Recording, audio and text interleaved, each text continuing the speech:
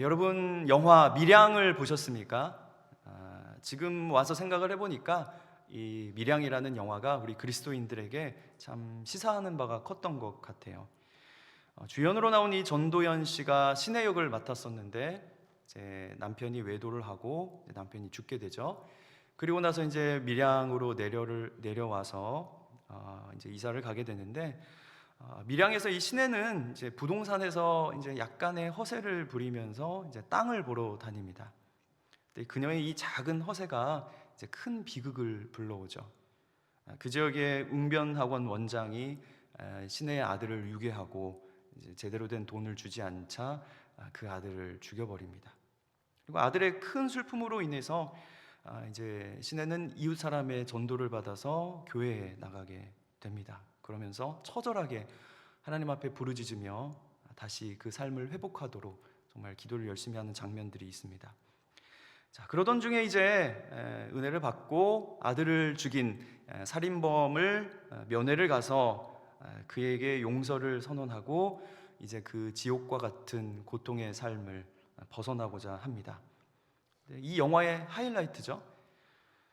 그런데 시내는 살인범을 만나서 큰 충격에 빠집니다.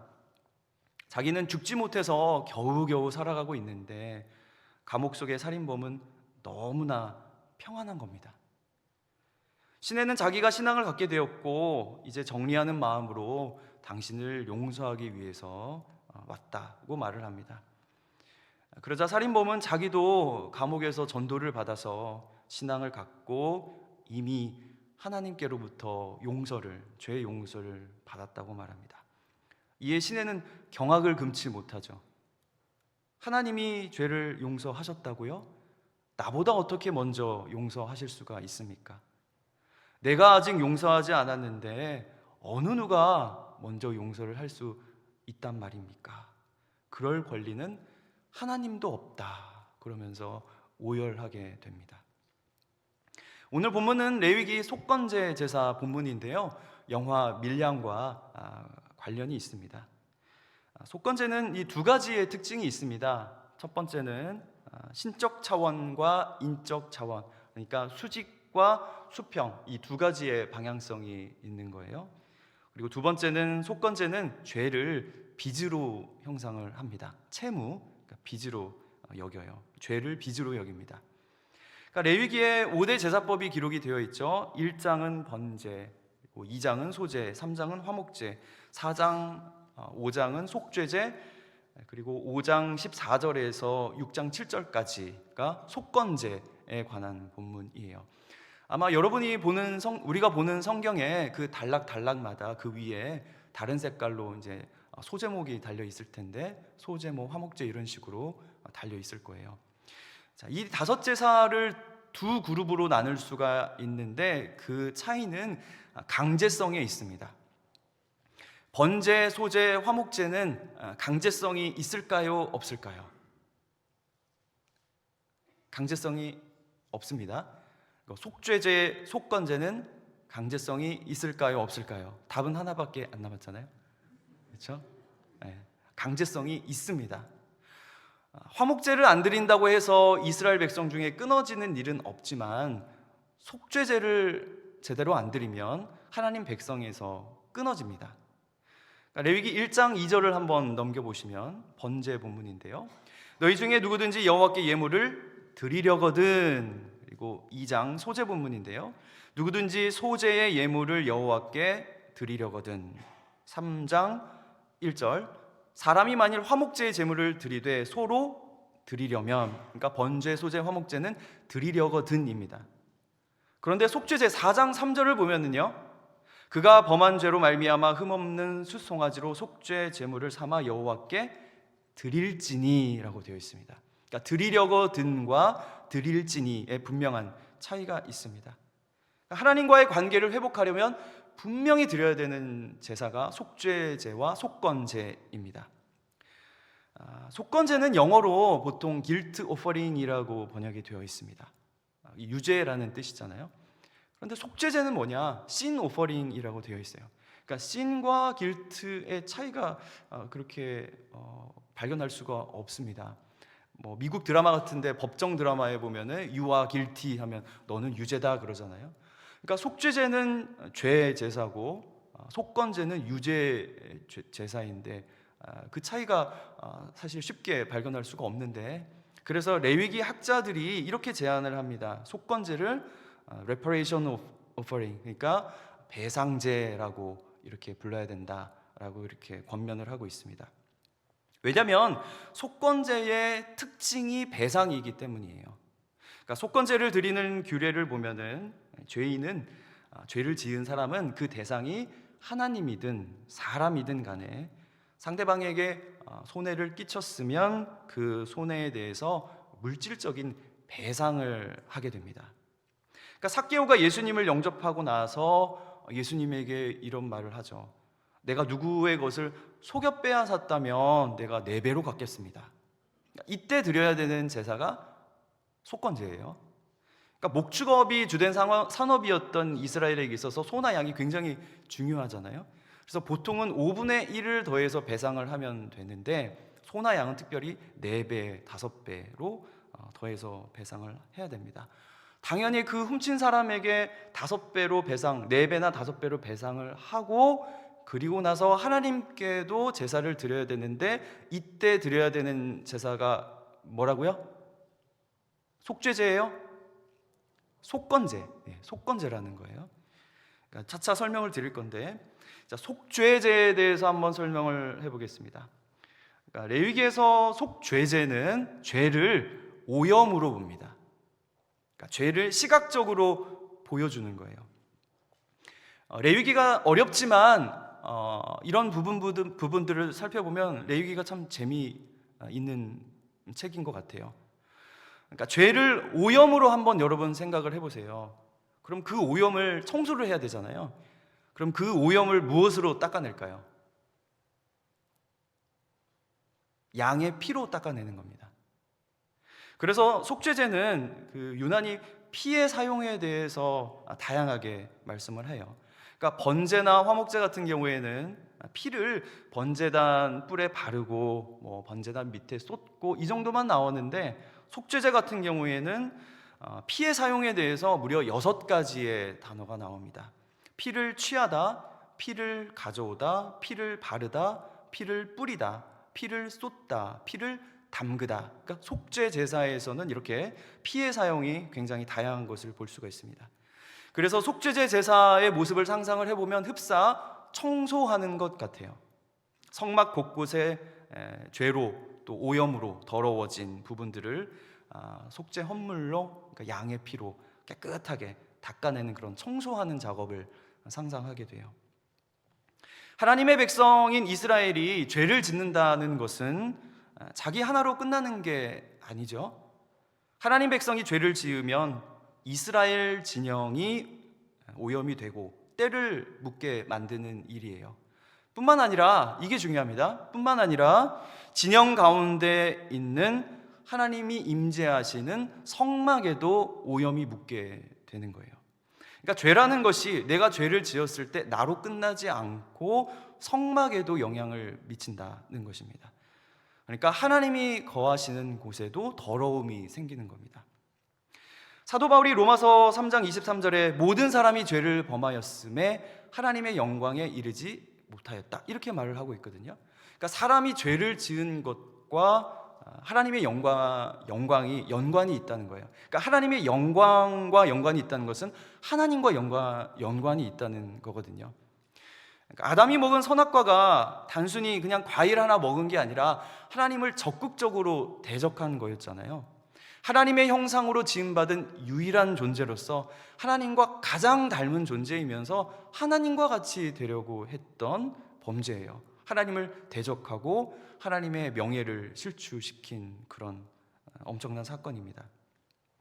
요셉이 보디발의 아내의 유혹을 거부하면서 내가 어찌 이 큰 죄를 행하여 하나님께 죄를 지으리까 라고 고백했던 것처럼, 내가 죄를 지으면 사람으로만 끝나는 게 아니라 하나님과 연관이 있습니다.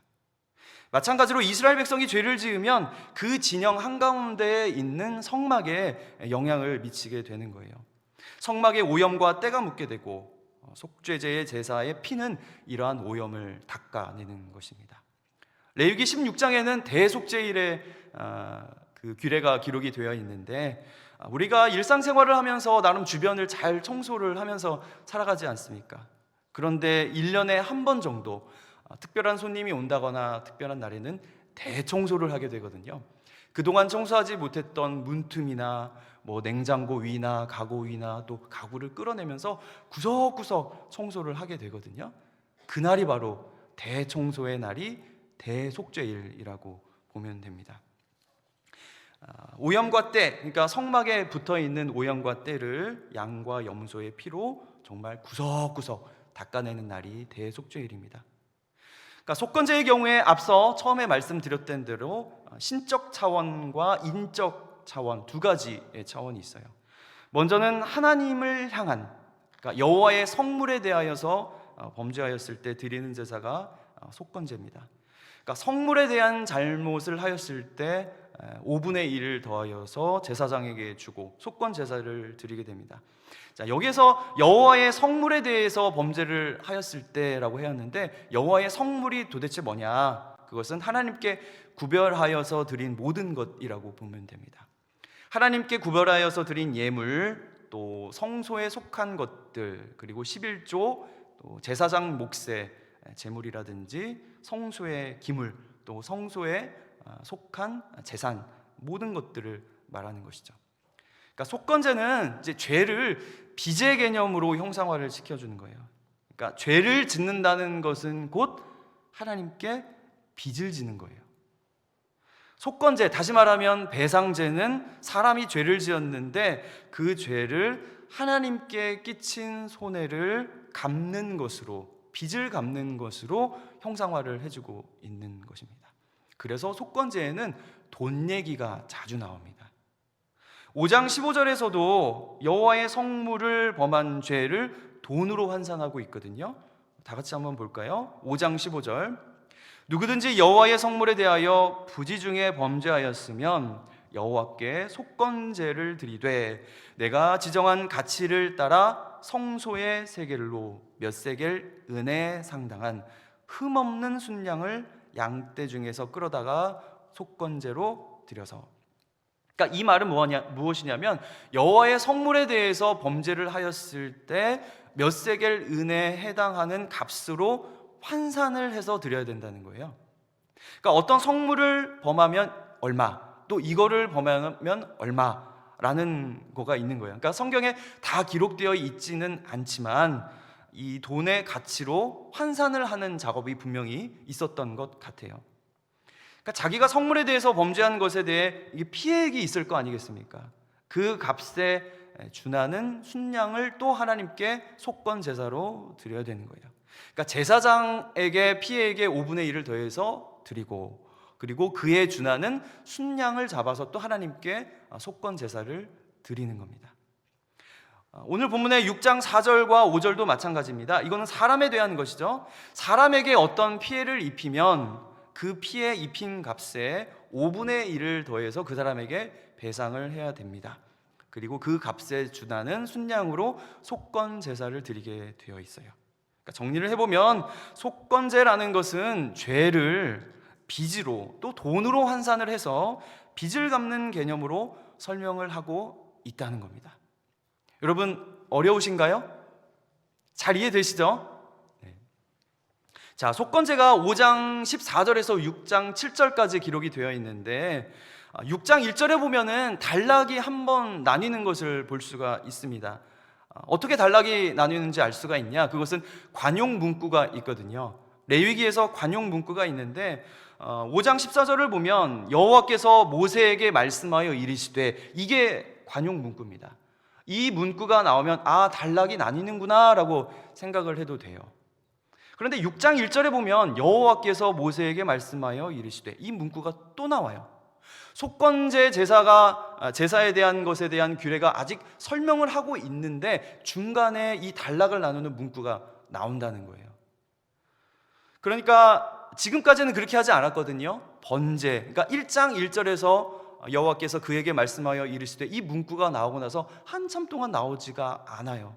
그리고 나서 속건제가 나오고, 속건제에서는 특이하게 중간에 또 한 번 나온다는 말씀을 드리는 겁니다. 그런데 이렇게 나누고 있는 이유가 있는 것이죠. 번제, 소제, 화목제, 그 다음에 속죄제는 방향성이 하나님입니다. 위의 수직이에요. 그런데 속건제는 방향성이 수직과 수평 두 가지가 있습니다.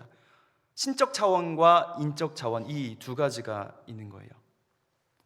그래서 앞서 말씀드렸듯이 5장 14절은 여호와의 성물에 대한 범죄에 대한 규례이고, 또 6장 1절부터는 사람에 대한 범죄에 대한, 이웃에 대한 범죄에 대한 규례입니다. 제가 이 부분을 계속 반복을 하고 있는데, 오늘 설교에서 속건제는 수직과 수평 두 차원이 있다, 하나님에 대한 것과 사람에 대한 것 두 가지의 방향성이 있다라는 것을 예배가 끝나고 돌아가셨을 때 기억을 하시면 저는 오늘 설교가 성공을 했다고 생각할 정도로 굉장히 중요하고 레위기 제사법에서 특이한 것이거든요. 여호와의 성물을 범했든 그리고 사람에게 피해를 주었든지 간에 5분의 1을 더해서 배상을 해야 하고, 그리고 여호와 하나님께도 속건 제사를 드려야 되는 거예요. 두 가지를 다 해야 됩니다. 그러니까 인간과 인간 사이의 범죄가 그냥 사람 사이에서 끝나는 것이 아니고 하나님과 연관이 있기 때문에 속건 제사를 드려야 되는 거예요. 영화 밀양으로 다시 한번 넘어가 볼까요? 전도연이 오열을 한 이유가 무엇입니까? 유괴범의 고백이죠. 나는 이미 하나님께 용서를 받았다. 그런데 이 유괴범은 무엇을 모르는 겁니까? 속건제를 모르는 거예요. 누군가에게 물질이든 생명이든 마음의 상처와 피해를 주었으면 반드시 사람에게 가서 피해를 배상하고, 그리고 나서 하나님께도 용서를 받는 거거든요. 둘 중에 하나가 빠지면 속건제사의 효력이 없습니다. 신앙이 미성숙하면 우리도 유괴범처럼 자기 신앙으로 신앙생활을 할 수 있을 것 같아요. 그런데 신앙이 성숙해져 가면 갈수록 우리는 하나님뿐만 아니라 인간에 대한 도리, 또 인간에 대한 경우를 생각하게 됩니다. 우리도 가끔 유괴범의 유혹에 빠질 때가 있는 것 같아요. 그냥 얼렁뚱땅 주님 앞에 회개만 하고 그냥 입을 싹 닦아버리는 거예요. 마음에 찜찜함은 있지만 그래도 고민하다가 며칠 시간이 흐르다 보면 그냥 뭐 타이밍은 놓치고, 그래서 에이 뭐 그냥 넘어가자, 이런 경우가 있으셨을 거예요. 그런데 오늘 우리가 속건제를 배운 이상 용기를 내어서 어떤 사람에게 물질적인 피해를 입혔든 아니면 마음의 상처를 주었든 반드시 그 상대에 가서 배상을 해야 됩니다. 해결을 해야 돼요. 진심으로 사과하고, 또 물어줄 건 물어주고, 식사 대접하고 풀면 돼요. 진심은 통하게 되어 있으니까요. 우리도 용서받은 자이고 사실 우리도 죄인인데 용서하지 못할 죄인이 어디 있겠습니까? 용서하지 못할 죄가 어디 있겠어요? 내가 예수님을 십자가에 못 박아놓고 그보다 더 큰 죄가 어디 있습니까? 같은 죄인들끼리 용서하지 못할 것은 없다고 생각을 합니다. 사실 진심으로 다가오는 사람을 뿌리치는 것이 더 힘들지 않을까요?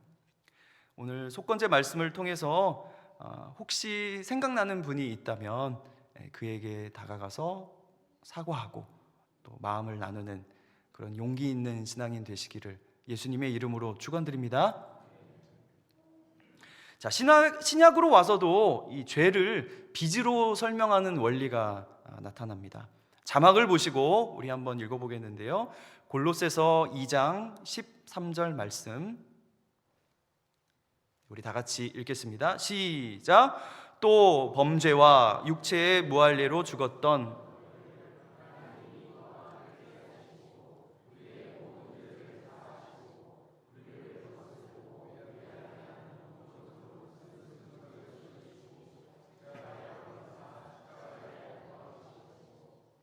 아멘.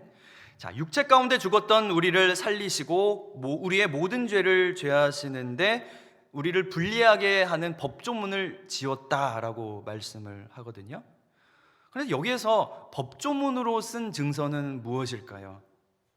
범죄로 인해서 죽었던 우리를 하나님께서 살려주셨어요. 죄를 사해 주셨는데 이것이 우리를 불리하게 하는 법조문을 지운 것이다, 이렇게 사도 바울은 말하고 있습니다. 그러니까 영어 성경에 보니까 여기에서 말하는 증서는 ESV 성경에 보니까 The Record of Debt라고 되어 있어요. 그러니까 빚의 기록, 채무의 기록인 거예요. 그리고 NASB 성경에서도 빚의 증서라고 되어 있습니다. 그래서 골로새서 2장 14절에서 예수님의 십자가는 우리가 갚아야 할 빚을 대신 갚아 주셨다고 말하고 있는 겁니다. 또 자막을 보시고 누가복음 11장 4절 우리 다 같이 한번 읽어보겠습니다. 시작. 우리가 우리에게 죄 지은 모든 사람을 용서하오니 우리 죄도 사하여 주시옵고 우리를 시험에 들게 하지 마시옵소서 하라. 여기에서 우리가 우리에게 죄 지은이라는 단어가 영어로 sin일 것 같잖아요. 죄라는 단어가 나왔으니까. 그런데 sin이 아니고 다른 단어입니다. 빚이 있는 이라는 영어 단어예요. 그러니까 헬라어로 오펠리오라는 단어도 빚지다라는 뜻이거든요. 그래서 이것을 직역을 해보면 새번역과 킹제임스 한글 번역에서도 우리가 우리에게 빚진 사람을 우리가 용서하오니 이렇게 되어 있어요. 우리가 우리에게 빚진 모든 사람을 용서하오니 우리의 죄를 사하여 주옵시고. 그러니까 개역 성경은 사실 의역이거든요. 여기서 말하는 빚이라는 것이 죄의 빚이잖아요. 죄를 사하여 주시는 것이기 때문에 그냥 결론적으로 죄를 사하여 준다라고 이렇게 번역을 했지만 사실 원어적인 의미로는 빚입니다. 나에게 어떤 사람이 빚을 졌어요. 그래서 그 진 빚을 내가 탕감해 주었듯이 내가 하나님께 죄 지은 것도 탕감해 주세요, 이런 의미거든요. 그러니까 죄를 빚으로 형상화를 하고 있는 것이 레위기뿐만 아니라 신약 성경에서도 이렇게 나타나고 있는 거예요. 누가복음 7장에서도 예수님께서 시몬에게 비유를 들어주십니다. 빚진 사람이 둘이 있는데 하나는 500데나리온 빚을 졌고 다른 하나는 50데나리온을 빚을 졌어요. 갚을 것이 없어서 이 두 사람의 빚을 다 탕감을 해줬는데 이 둘 중에 누가 그를 더 사랑하겠느냐라고 물어보시죠. 시몬이 대답합니다. 많이 탕감받은 사람이 더 사랑할 것입니다. 그런데 예수님이 이 이야기를 시몬에게 하시는 이유가 무엇이냐면 한 여인의 행위 때문에 그렇죠. 향유 옥합을 깨고 울면서 예수님의 발을 자기의 머리털로 닦은 여인의 행위 때문에 그래요. 이 여인은 애초에 소개되기를 죄 많은 여인이라고 소개되고 있거든요. 그런데 시몬이 속으로 이렇게 생각하는 겁니다. 이 사람이 선지자라면 지금 자기를 만지는 여자가 누구인지 알 텐데 어떻게 저 죄 많은 여자가 자기 몸 만지는 것을 거부하지 않고 가만히 있지? 이에 시몬에게 예수님께서 이 비유를 들려주시는 겁니다. 너는 죽었다 깨나도 저 눈물 흘리는 여인의 마음을 모를 거다. 나에게 발 씻을 물도 주지 않은 너는 저 여인의 행동에 대해서 전혀 이해를 하지 못할 거야. 죄 사함 받은 자의 감격, 빚을 탕감받은 자의 자유함과 기쁨에 대해서 시몬은 모릅니다. 500데나리온, 50데나리온 빚진 사람이 자기 빚을 탕감받았는데 누가 더 그를 사랑하겠느냐 질문하시는데 사실 이것은 답이 정해진 것 아니겠습니까? 상식 아니겠어요? 당연히 많은 빚을 탕감을 받은 사람이 그를 더 사랑하겠죠. 많은 빚을 탕감받은 사람은, 다시 말하면 많은 죄를 사함받은 이 여인은 향유 옥합을 깨서 예수님의 발을 닦는데 이 탕감받은 자의 기쁨, 죄사함의 은혜를 모르는 시몬은 예수님에게 발 닦을 물조차 주지 않는 거예요. 그리고 빚 탕감받은 자의 감사의 정도와 구원자를 사랑하는 것을 연결을 시키시면서 사함받은 일이 적은 자는 적게 사랑한다라고 말씀을 해주시는 겁니다. 많이 탕감받은 자는 구원자를 많이 사랑하고 적게 탕감받은 자는 구원자를 적게 사랑한다. 말씀하시는 거예요. 제가 예전에 섬기던 교회에 한 집사님이 계셨는데 예전에는 뭐 국가에서 개인의 채무를 갚아주고 탕감해주고 그런 일이 전혀 없었어요. 이 친오빠 때문에 빚을 진 집사님이 계셨는데 거의 한 10년에 걸쳐서 그 빚을 다 갚았었습니다. 꽤 큰 돈이었어요. 참 같이 기도도 많이 하고 중간중간에 고비도 있었습니다. 너무 힘들으셔서. 그런데 어느 날 이 집사님이 제 아내와 통화하면서 이런 말씀을 하셨어요. 사모님, 오늘 제가 빚을 다 갚은 날이에요. 그러면서 펑펑 우시더라고요. 그러니까 속건제에서 말하는 게 이겁니다. 예수님이 우리의 빚을 다 갚아주신 거예요. 자기 자신을 들여서 하나님을 적극적으로 대적하고 하나님의 이름에 먹칠을 하고 하나님의 명예는 전혀 상관하지도 않는 이 죄인의 그 빚을 다 탕감시켜 주신 것입니다. 이사야 53장 5절 6절에 보면 그가 찔림은 우리의 허물 때문이요 그가 상함은 우리의 죄악 때문이라. 그가 징계를 받음으로 우리는 평화를 누리고 그가 채찍에 맞음으로 우리는 나음을 받았도다. 우리는 다 양 같아서 그릇 행하여 각기 제 길로 갔거늘 여호와께서는 우리의 모든 죄악을 그에게 담당시키셨도다. 메시아는 우리의 죄와 허물을 담당하는 분으로 묘사합니다. 우리 모두의 죄악을 짊어지는 분이세요. 그리고 이사야 53장 10절로 한번 넘어가 보면 우리 다 같이 한번 읽어보겠습니다. 시작. 여호와께서 그에게 상함을 받게 하시기를 원하사 질고를 당하게 하셨은즉 그의 영혼을 속건 제물로 드리기에 이르면 그가 씨를 보게 되며 그의 날은 길 것이요 또 그의 손으로 여호와께서 기뻐하시는 뜻을 성취하리로다. 여기에서 속죄 제물이 아니고 속건 제물로 드린다고 말씀하고 있죠. 제가 예전에 성경을 볼 때 이게 왜 속죄 제물이 아니고 속건 제물일까라고 궁금해했었던 기억이 있거든요. 그런데 속죄 제물 또 속건 제물의 속건 제사에 대해서 공부하고 나서 속건 제사가 맞구나라는 생각이 들었습니다. 고난받는 종인 우리 구주 예수님은 속건 제물로서 우리가 갚아야 할 죄의 빚을 다 갚아주셨습니다. 결국 여호와께서 기뻐하신 뜻을 성취하셨어요. 온 우주와도 바꿀 수 없는 완전한 제물이신 예수님께서 우리가 하나님께 지은 모든 죄의 빚을 배상해 주셨습니다. 5분의 1 더한 정도가 아니죠. 4배, 5배 정도가 아닙니다. 온 우주를 다 합해도 작은, 비교할 수 없는 예수님께서 자기 자신으로 우리의 모든 빚을 탕감해 주셨습니다. 그래서 복음이고 기쁜 소식이에요. 우리의 죄보다 주님의 은혜가 더 크기 때문에 기쁜 소식입니다. 로마서 1장 14절에서도 사도 바울은 자신에 대해서 이렇게 말합니다. 헬라인이나 야만인이나 지혜 있는 자나 어리석은 자에게 다 내가 빚진 자라. 내가 빚진 자다. 그러므로 나는 할 수 있는 대로 로마에 있는 너희에게도 복음 전하기를 원하노라. 나는 빚진 자이기 때문에 할 수 있는 대로 너희에게 복음을 전할 거다. 이렇게 말을 하고 있어요. 한번 생각해 보면 사도 바울이 헬라인과 지혜 있는 자들에게 돈을 빌렸습니까? 그들에게 빚진 게 있나요? 그런데 사도 바울은 왜 자기가 그들에게 빚진 자다 그렇게 소개를 할까요? 그것은 사도 바울이 많은 죄의 빚을 하나님께 탕감을 받은 사람이기 때문에 그래요. 죄인 중에 괴수라고 고백하였던 사도 바울은 복음을 모르는 사람들에게, 예수님의 그 십자가의 놀라운 사랑을 모르는 사람들에게 복음을 전해야 할 빚을 졌다. 나는 빚진 자다라는 그런 자기 인식을 가지고 있습니다. 성도 여러분, 여러분은 얼마의 빚을 탕감받으셨습니까? 50데나리온인가요? 아니면 500데나리온인가요?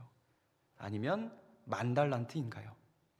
10,000달란트를 지금 화폐의 가치로 계산해 보면 하루 일당을 그냥 10만 원 정도로 잡았을 때 약 6조가 나옵니다.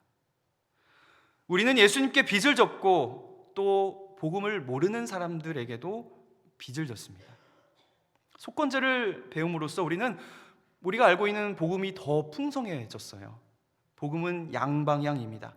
수직과 수평, 그리고 하나님을 향한 회개, 그리고 이웃을 향한 사랑과 용서, 두 가지 방향이 다 있습니다. 이 두 가지를 분리해서도 안 되고 분리할 수도 없습니다. 영화 미량의 유괴범처럼 나 혼자 누리는 그런 값싼 복음은 존재하지 않습니다.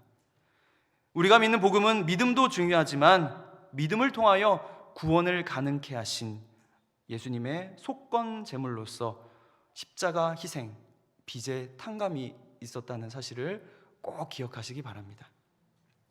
우리가 평생 일해도 갚지 못할 10,000달란트의 빚을 탕감해 주신 우리 예수님이 계시기 때문에 우리는 진실된 마음만 있으면 그 십자가를 믿는 것만으로 구원을 받게 됩니다. 주님을 사랑하면 사랑할수록 나는 빚진 자라는 것을 더욱 깨닫게 되고, 자신이 빚진 자라는 것을 더욱 깨달으면 깨달을수록 우리는 주님을 더욱 사랑하게 됩니다. 나는 빚진 자라는 이 거룩한 부담감, 그리고 애통하는 마음으로 주님과 동행하시고 내 옆에 사람을 그리스도의 사랑으로 품으며 또 용서를 구하는 참 그리스도인 되시기를 예수님의 이름으로 축원드립니다.